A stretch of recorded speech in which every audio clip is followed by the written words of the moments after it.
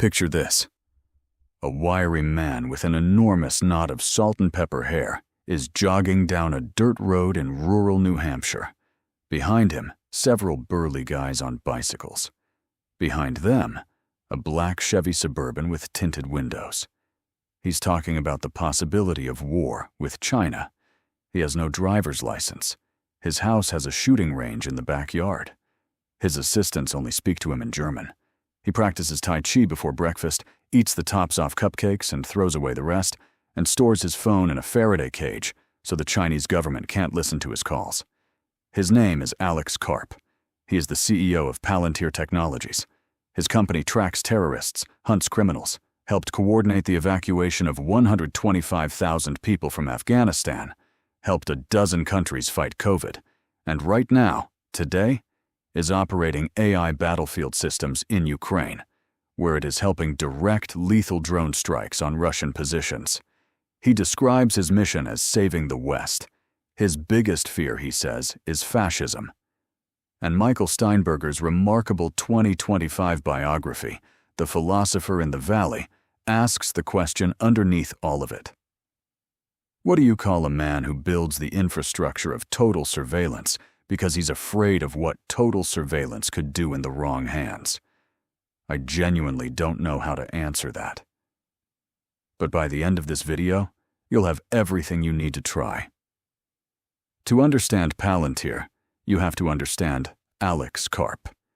And to understand Alex Karp, you have to start in Philadelphia in the late 1960s. Karp is born in 1967 to a German Jewish father and a black mother. A biracial child in a city that, at the time, had one of the most viciously racist police departments in America. The commissioner is Frank Rizzo, a man who would later campaign for mayor by urging voters to, quote, vote white. Philadelphia is a city where integration is a battle, not a given. Karp's parents are deeply progressive. They take their sons to anti-nuclear rallies. They introduce them to Noam Chomsky. They deliberately send the boys to a troubled public school as a statement of solidarity. And Alex gets bullied, menaced, and ends up paying a classmate protection money just to survive. Then comes dyslexia, a diagnosis at age 8, enrollment in a school for children with learning disabilities, years of grinding work just to read fluently. And then his parents' divorce during his freshman year of college, his father refusing to pay tuition, his mother taking out loans and draining her pension to keep him at Haverford College, where he majors in philosophy and throws himself into the intellectual life he'd been reaching for his whole childhood. Steinberger, who was remarkably Karp's classmate at Haverford and somehow never exchanged a word with him, paints a portrait of a young man constructing a theory of his own survival. Karp tells him, "You're a racially amorphous, far-left Jewish kid who's also dyslexic. Would you not come up with the idea that you're completely on your own?" That's not self-pity. That's political philosophy. From the beginning, Karp is thinking, what kind of world can someone like me survive in? And what would it take to build it? After Haverford, he goes to Stanford Law School, where he meets Peter Thiel. They are opposites. Karp, the neo-socialist, Thiel, the libertarian. But they bond over their shared contempt for what law school actually is, which is a credentialing operation for people who want to be rich. They play chess. They argue like, in Karp's words, feral animals. They become genuine intellectual partners. Then Karp does something no one sees coming. He moves to Frankfurt, Germany, to get a doctorate in social theory, and he ends up studying, at least tangentially, under Jürgen Habermas, arguably the most important European philosopher of the 20th century, a champion of liberal democracy, a man who grew up in the Hitler Youth and spent his career trying to understand how civilization collapses. Karp's dissertation is about something called secondary anti-Semitism, the German tendency to resent Jews for making Germans feel guilty about the Holocaust. He analyzes a speech by a German writer who complained about being, quote, morally bludgeoned by the memory of Auschwitz, and argues that this kind of language is a form of fascism, a rhetorical technique for building collective grievance and preparing people for violence. He's in his mid-30s. He has 2 graduate degrees.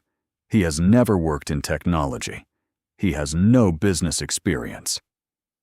And when Peter Thiel calls him in 2003 and says, I want to build software to fight terrorism, and I think you should run the company, Karp says yes. This is not an obvious choice. This is a philosopher agreeing to become a spy. Here is what Palantir actually does.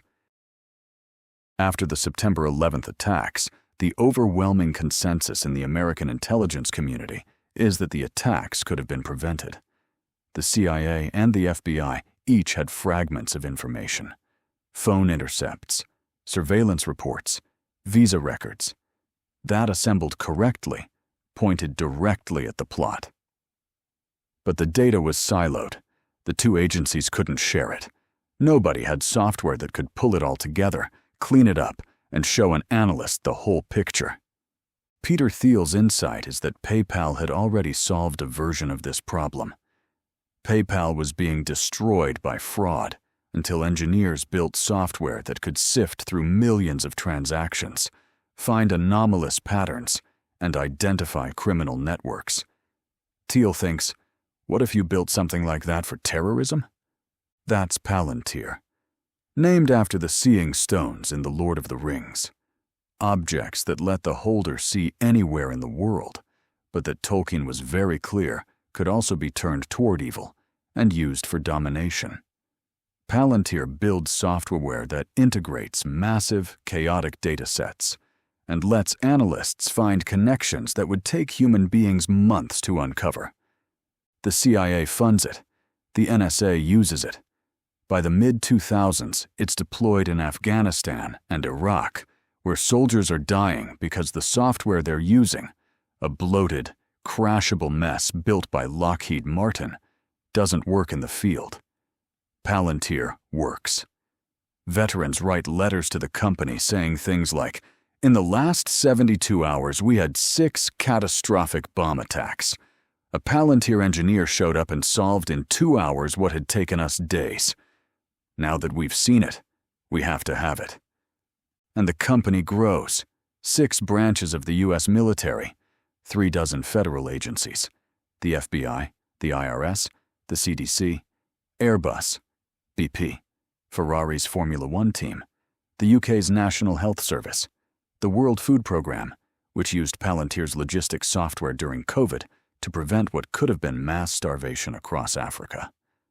During the COVID pandemic, when Dr. Deborah Birx is trying to coordinate the U.S. government's response, and she tells her team, I'm getting my data off CNN because the American public health system is so fragmented and obsolete, it can't produce reliable case counts.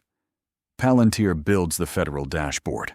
They pull in data from all 3,000 counties in the country. They standardize it. They flag the errors. Within days, it becomes the most comprehensive real-time picture of the pandemic in the world.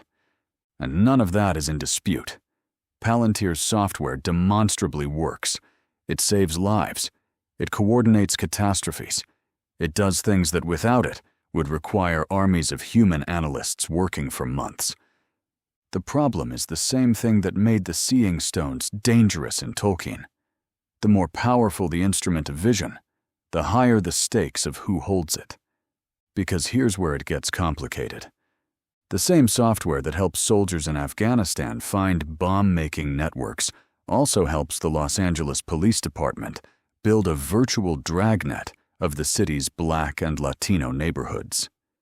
A researcher given remarkable access to the LAPD discovers that, through Palantir, officers can pull up not just criminal records, but social media posts, foreclosure notices, utility bills, and can automatically generate networks of everyone a person of interest knows. Family members, co-workers, neighbors, people who have committed no crime, who have no idea they're being tracked. One LAPD detective tells the researcher, "I like throwing the net out there, you know?" The same software that helped coordinate the Afghanistan evacuation also powers ICE's targeting system. Under the Trump administration's immigration crackdown, Palantir's technology is used by Homeland Security investigations to track undocumented immigrants. The company claims it doesn't work for the enforcement arm of ICE, the one doing the actual arrests. But documents show that the two divisions ran joint operations using Palantir's database. In one operation, nearly 700 people are arrested at food processing plants in Mississippi. The same software that tracked the coronavirus also gets tied to Cambridge Analytica, a firm that harvested the Facebook data of 50 million Americans to psychographically profile voters and serve them targeted misinformation. A Palantir employee is shown to have been involved. A Palantir executive apparently had conversations about collaborating on other election campaigns. Karp has an answer to all of this. He always has an answer. On the LAPD, crime data is data, and if data can prevent murders, using it is the moral choice. Black and Latino people want safe neighborhoods as much as anyone.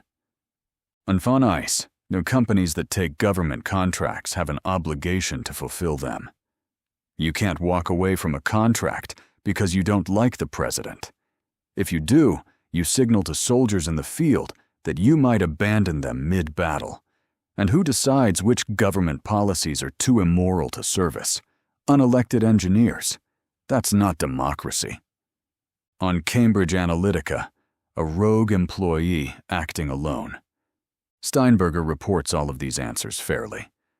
But he also notes that Palantir's initial denial of the Cambridge Analytica connection turned out to be false.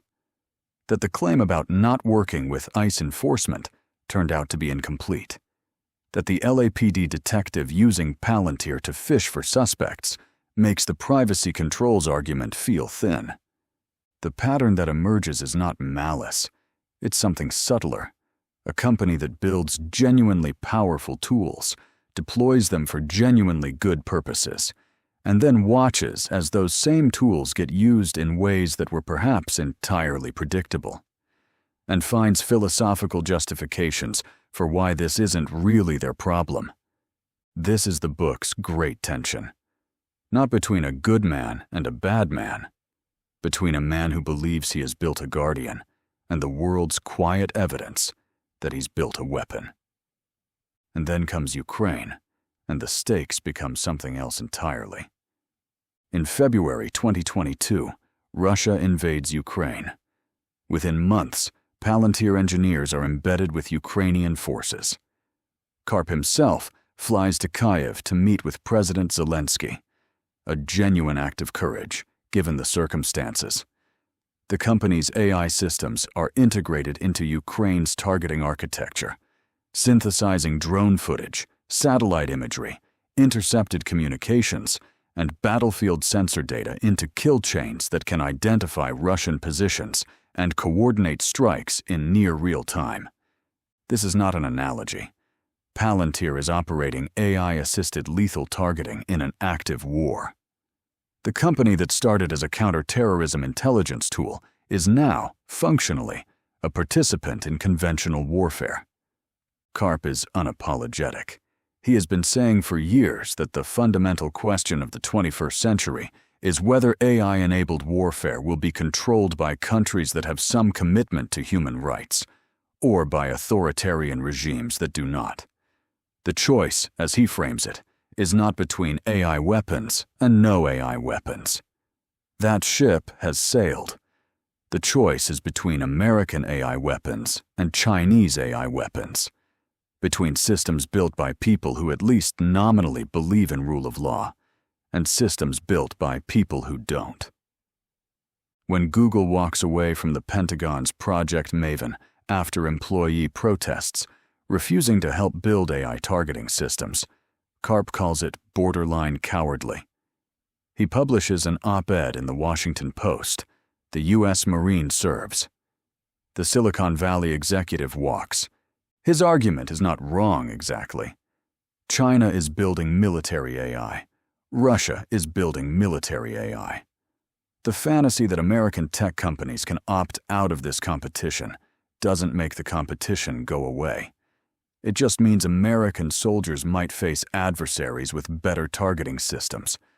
But there's something that feels like sleight of hand in how Karp makes this argument. He pivots from our software helps good governments do their jobs better to our AI kills people, and that's necessary for civilization, so smoothly that the distance between those two positions almost disappears. Steinberger notices this. In one of the book's most revealing moments, Karp says in an interview, "Our product is used on occasion to kill people." He says it the way you'd mention a feature, not a flaw. Matter of fact, certain. And here is where Alex Karp's biography becomes something more than a business story. Because he is still, underneath everything, the kid from Philadelphia who studied the rhetoric of fascism and concluded that the only protection against it was making liberal democracy militarily dominant. He genuinely believes this. He believes Palantir is the software equivalent of the Normandy landing. But the men who stormed the beaches at Normandy weren't also building the surveillance apparatus of the regime they were fighting as a safeguard. Alex Karp is trying to do both. Here is what I think this book is really about. It's about a man who has thought longer and harder than almost anyone in Silicon Valley about the relationship between power, safety, and democracy, and who has arrived at a genuinely coherent, defensible philosophical position.